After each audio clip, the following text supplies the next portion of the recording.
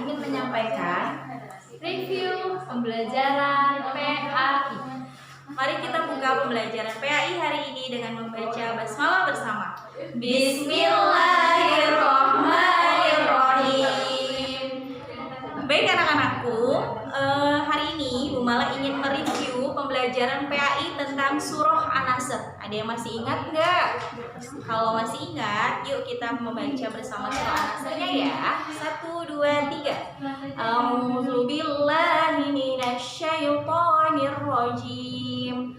Bismillahirrahmanirrahim.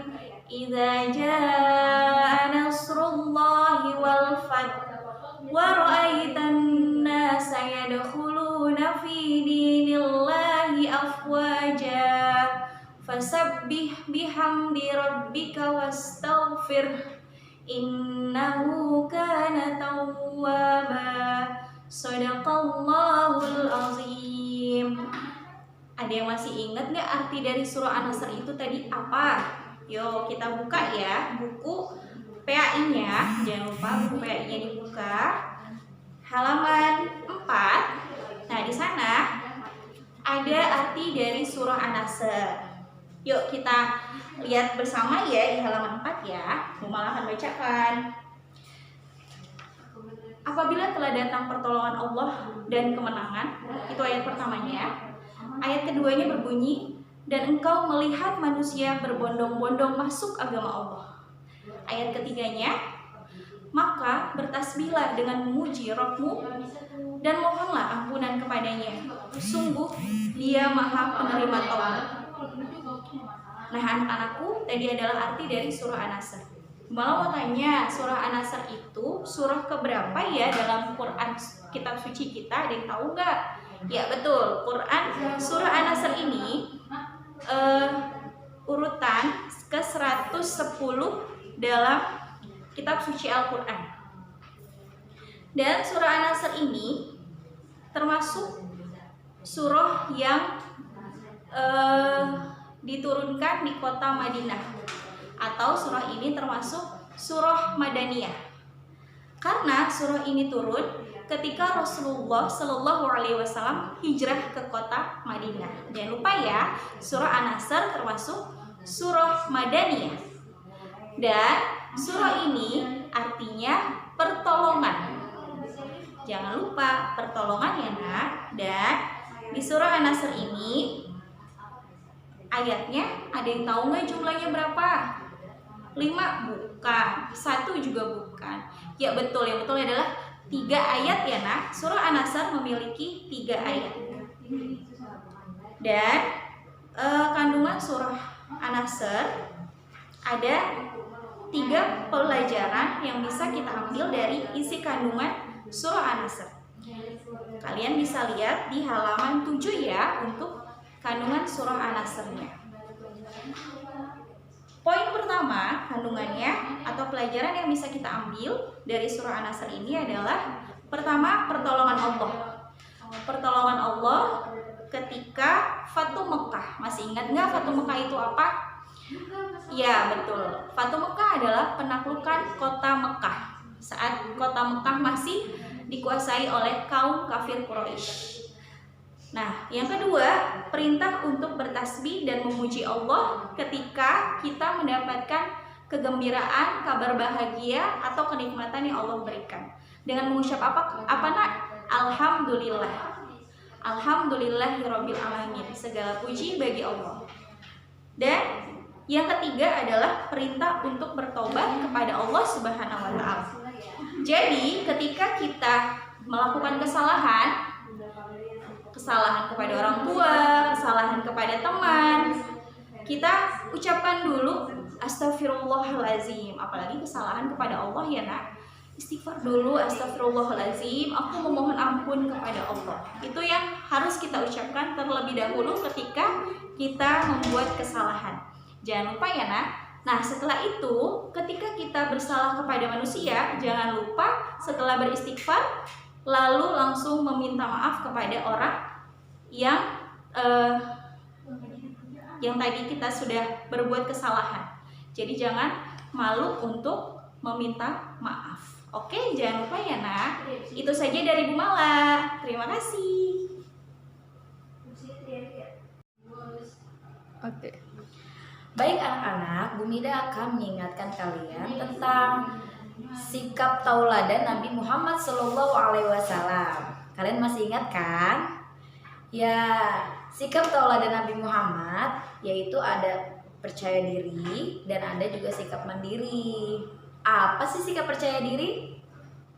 Ya, sikap percaya diri adalah sikap percaya terhadap diri sendiri. Ya, jadi yakin pada diri sendiri. Tapi ingat ya, tidak boleh berlebihan. Kalau kita berlebihan, maka akan mengakibatkan sikap sombong. Ya, sikap percaya diri yaitu adalah ketika ia melakukan sesuatu, ya dia dengan penuh percaya diri, kemudian tidak malu, lebih bersikap tenang ya, dan dapat menyelesaikan tugas dengan sebaik mungkin. Jadi dia percaya diri. Nah, itu adalah salah satu sikap tauladan yang diberikan oleh Nabi Muhammad SAW. Jadi, ketika Nabi Muhammad kecil, beliau pernah ikut berperang, yaitu berperang perang Fijar. Baik anak-anak, selanjutnya adalah sikap mandiri. Apa sih sikap mandiri itu? Ya, sikap mandiri itu adalah sikap yang tidak bergantung kepada orang lain. Jadi, kita sejak dini harus belajar mandiri, mulai dari mandi sendiri, makan sendiri, mengerjakan tugas juga kalau bisa sendiri. Nah, itu adalah contoh perilaku sikap mandiri. Ya, Nabi Muhammad pada zaman dulu, ya beliau ketika kecil juga sangat memiliki sikap mandiri. Ya, dulu Nabi Muhammad pernah menggembala kambing. Ya, dan Nabi Muhammad juga dulu pernah berdagang ya bersama pamannya. Gitu ya, teman-teman ya. Jadi, kita harus menerapkan sikap mandiri sejak dini. Ya, jangan kita bisa melakukan sesuatu itu sendiri, tetapi kita masih minta bantuan sama orang lain atau kita menyuruh orang lain, padahal kita bisa. Selama kita masih bisa mengerjakan sendiri, maka kerjakanlah sendiri. Baik teman-teman, demikianlah sikap tauladan dari Nabi Muhammad, percaya diri dan sikap mandiri. Baik teman-teman, Bu Triani akan mereview tentang tanggung jawab. Masih ingat nggak ya teman-teman, tanggung jawab itu apa? Tuh, tanggung jawab adalah bersungguh-sungguh dalam melakukan sesuatu dan bersedia menerima akibat perbuatannya. Setiap manusia, tentunya kita mempunyai tanggung jawab, baik terhadap diri sendiri, keluarga, agama, maupun lingkungan sekitar.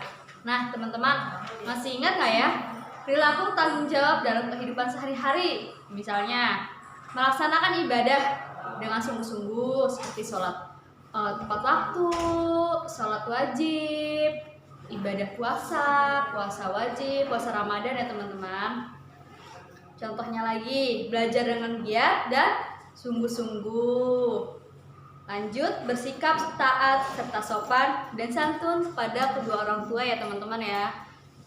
Dan tidak hanya pada orang tua, terhadap yang lebih tua pun kita harus sopan dan harus saling menyayangi sesama yang lebih muda. Terus menjaga dan melestarikan lingkungan sekitar. Dengan cara apa? Misalkan teman-teman tidak membuang sampah sembarangan dan merawat lingkungan sekitar dengan menyiramnya dan tidak menginjak rumput ya teman-teman ya. Baik teman-teman, setelah tanggung jawab ada apa lagi ya? Tawadu, hebat. Masih ada yang ingatkah tawadu itu apa? Tawadu adalah rendah hati atau tidak sombong ya teman-teman ya, dalam bahasa Arab takabur, atas kelebihan yang diberikan oleh Allah Subhanahu wa taala. Oke, ciri-cirinya.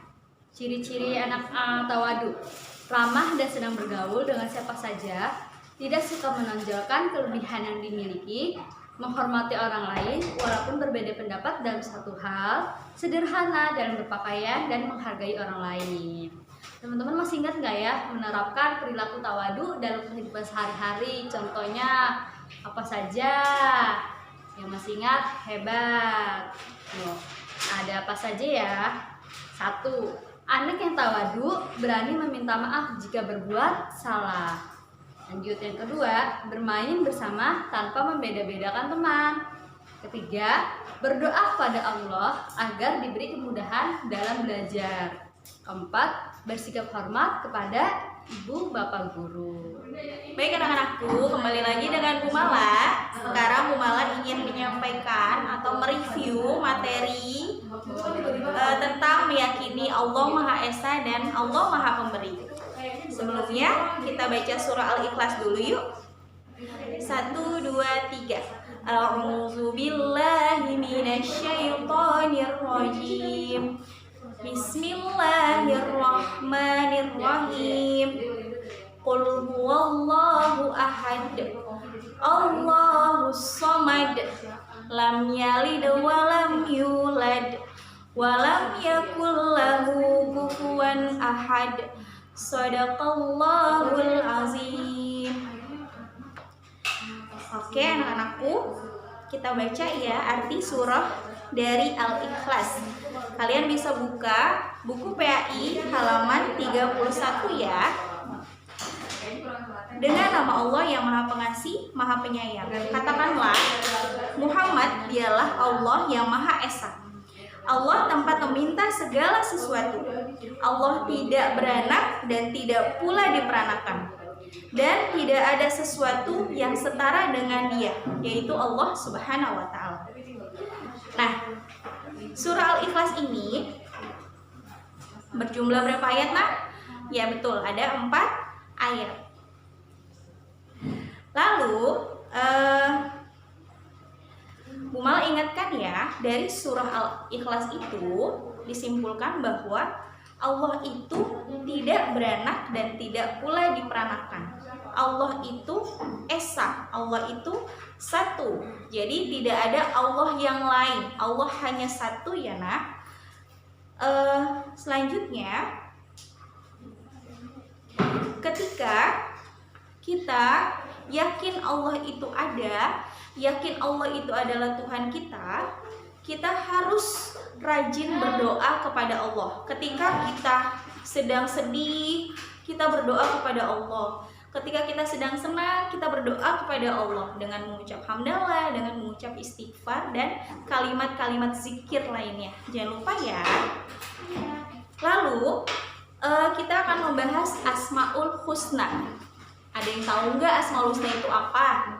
Ya betul, Asmaul Husna itu adalah nama-nama baik yang Allah miliki. Jadi hanya Allah yang memiliki Asmaul Husna. Jadi kalau malaikat, nabi nggak ada ya, nah pokoknya hanya Allah yang memiliki nama-nama baik tersebut. Coba kita baca sedikit aja senandung dari Asmaul Husna. Kalau ada yang hafal, ikutan sama Mama ya. 1, 2, 3.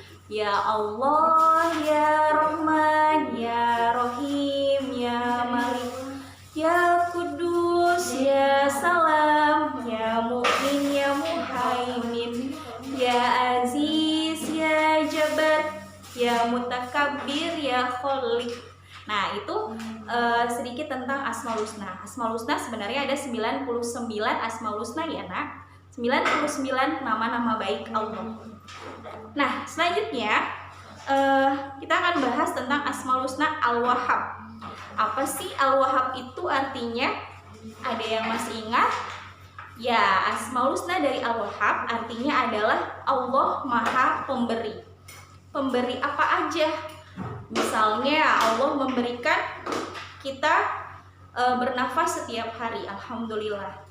Terus kita juga bisa diberikan makanan, minuman setiap harinya melalui rezeki yang Allah berikan di orang tua kita, ya. Terus kita juga bisa bersekolah, walaupun sekarang masih pandemi, kita bisa belajar di rumah.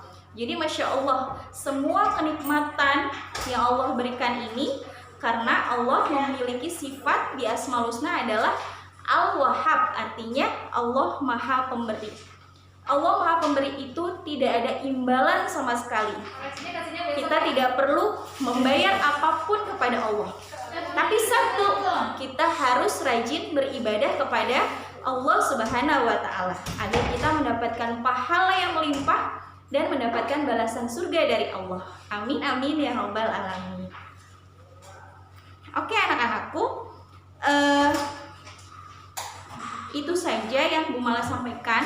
Jangan lupa ya, di materi meyakini Allah Maha Esa dan Allah Maha Pemberi. Tadi ada Al-Wahhab, terus juga ada surat Al-Ikhlas. Jangan lupa dipelajari lagi PAI-nya. Terima kasih anak-anakku. Baik anak-anak, demikianlah PAI pada hari ini. Semoga bermanfaat dan dapat dipahami oleh teman-teman di rumah. Kita tutup pelajaran review PAI hari ini dengan membaca